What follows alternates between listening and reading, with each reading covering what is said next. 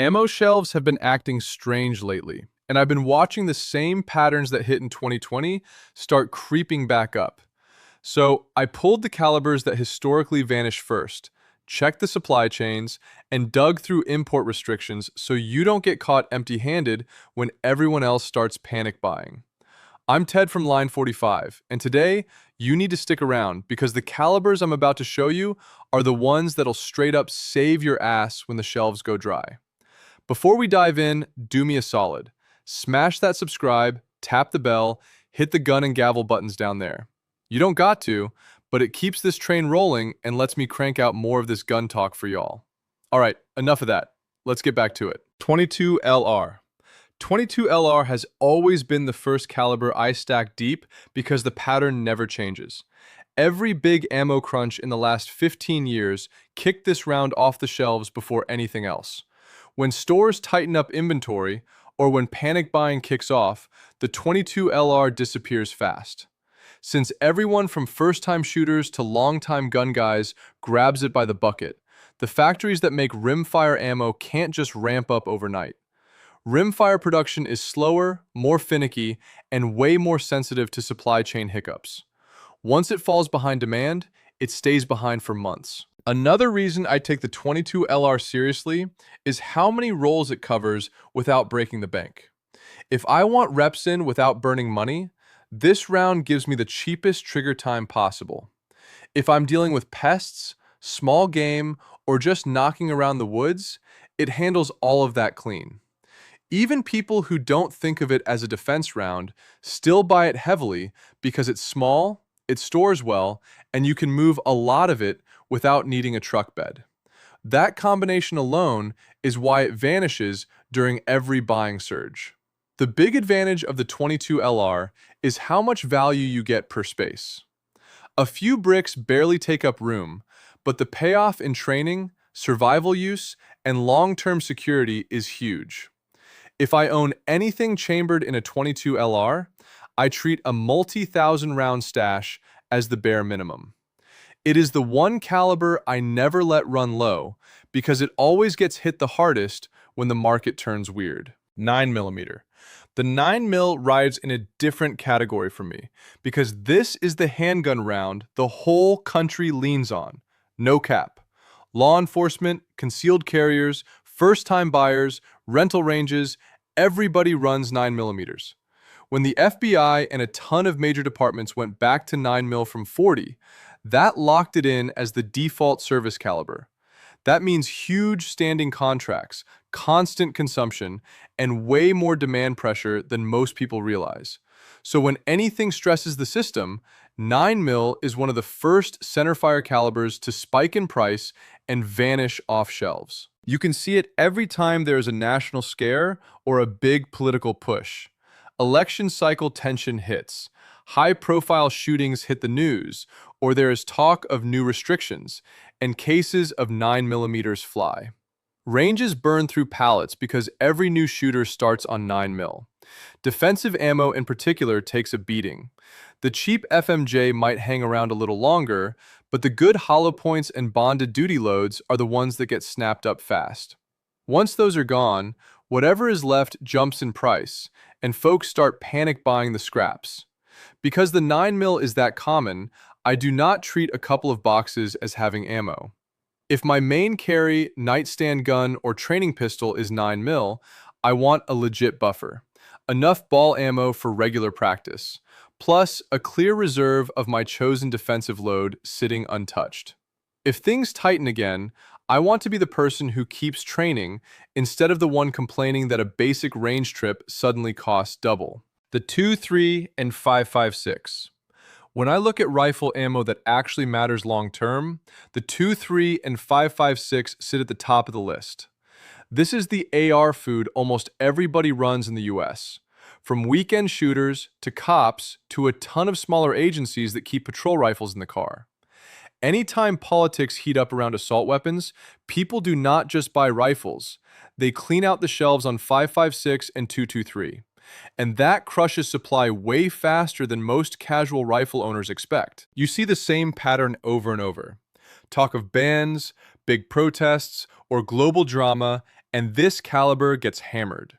There is another angle people sleep on. Military and government demand eats a huge chunk of the global 5.56 production.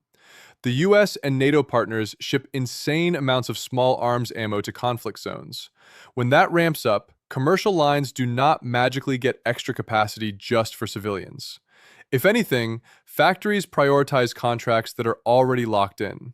On top of that, training facilities, carbine classes, and three-gun matches all run heavy on 223 and 5.56. So civilian consumption stays high even in quiet years. For anyone with an AR or any rifle in this caliber, I treat it like a fuel bill.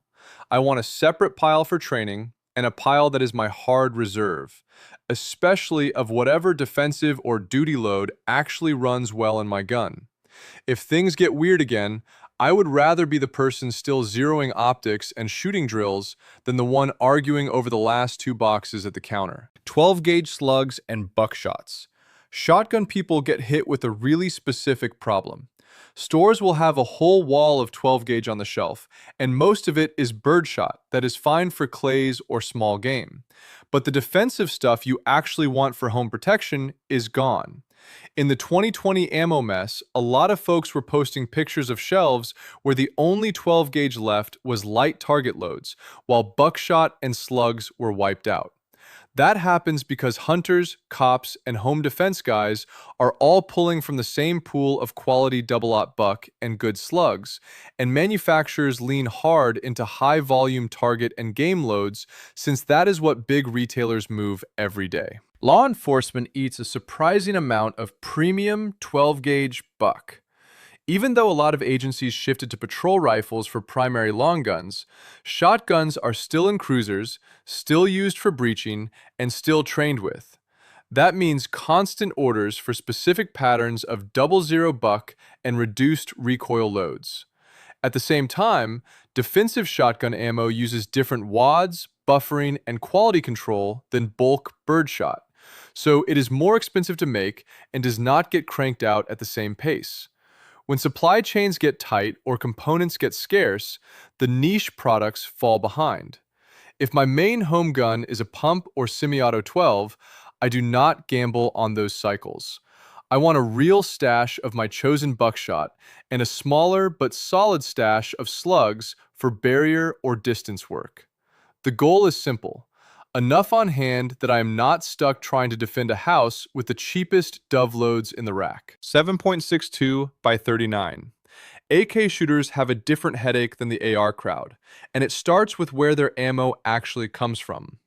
The American market for 7.62 by 39 has always leaned hard on foreign surplus and foreign commercial stuff, especially Russian and Eastern European steel cases.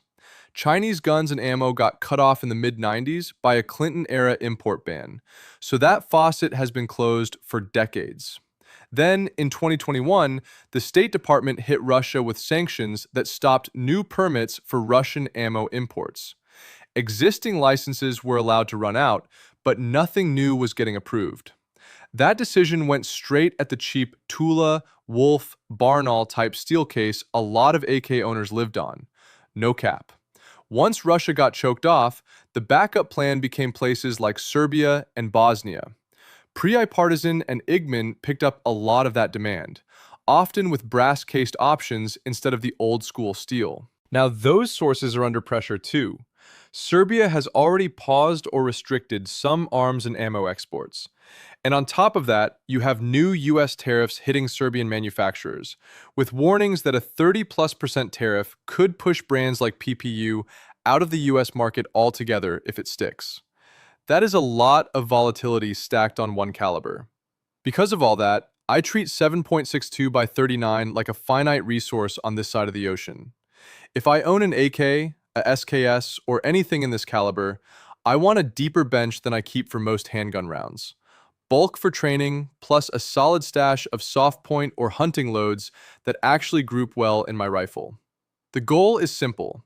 I do not want my ability to run that gun hanging in the balance of foreign politics and a couple of factories an ocean away. 308 or 7.62 NATO. For me, the 308 sits in that crossover spot where hunting, precision, and serious business rifles all meet. So I treat it as a priority caliber. No cap. You have cops using 7.62 NATO for designated marksman roles, tons of bolt guns and 308 in every deer camp, and a big chunk of the battle rifle crowd running AR 10 seconds, SCARs, M1, all that. When there is a run on ammo, that entire ecosystem pulls from the same pool of brass, bullets, and powder. That is why you see 308 prices jump hard anytime raw material costs spike or military demand goes up. It has a big footprint, so it reacts fast to stress. Another thing I keep in mind is how global events lean on this caliber. Western militaries still keep 7.62 NATO in the mix for machine guns and precision roles, and conflicts overseas push manufacturers to feed contracts first. Civilian lines do not get cut off, but they can get squeezed. On top of that, hunting season hits every year and quietly drains a lot of soft point and match grade stock. So you end up with regular seasonal demand layered on top of political and economic noise. That combo is why 308 is rarely truly cheap anymore, and why the good stuff sells out first. If my main rifle for hunting or defense is 308 or 7.62 NATO, I build a stash on purpose. Enough ball to train, enough hunting or match loads that I know my dope and do not have to re-zero because I grabbed random boxes. The goal is simple. I want that rifle ready all year, and not dependent on whatever happens to be left on the shelf. Your own oddballs. The last thing I dial in for a stockpile is all the weird stuff I actually shoot. I am talking 40 Smith & Wesson, 45 ACP, 10 mil, 357 Magnum, 44 Magnum, 30-30, 243, whatever is sitting in the safe that is not 9 mil or 5.56. The reason I take those seriously is simple. Manufacturers do production runs for niche calibers in batches, not non-stop. When demand jumps or they are backed up cranking out the hot sellers, these oddballs do not get scheduled as often. So in a panic, you will walk into a shop and see shelves with random hunting calibers missing completely, while the mainline stuff at least has a few boxes at stupid prices. Damn. Another thing I look at is how fast defensive and specialty loads disappear in these calibers. A lot of folks still carry 40 Smith & Wesson or 45 ACP, and revolver guys love 357 Magnum and 44 Magnum. The problem is that premium hollow points, heavy hard cast and bonded loads do not sit in giant pallets. Stores only keep a small amount on hand because regular traffic is lighter. When people start just grabbing a box or two in case that tiny inventory evaporates, now you are stuck with either sketchy name loads or nothing at all. I would rather have my carry or woods loads squared away before that happens. So the way I handle it is boring, but it works. I make a list of every caliber I own. For each one, I set a hard floor for defensive ammo and a separate floor for training or hunting. Maybe that is a few boxes for a revolver I shoot twice a year, and a lot more for a 40 Smith & Wesson duty pistol I run in classes.